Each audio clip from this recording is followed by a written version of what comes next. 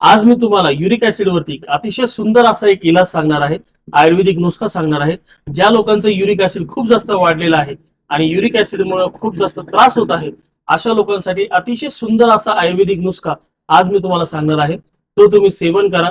तुमचं uric acid झपाट्याने कमी होऊ शकतं आणि तुम्हाला जो त्रास होत आहे तोही कमी होऊ शकतो. यासाठी आपल्याला दोन घटकांची गरज आहे.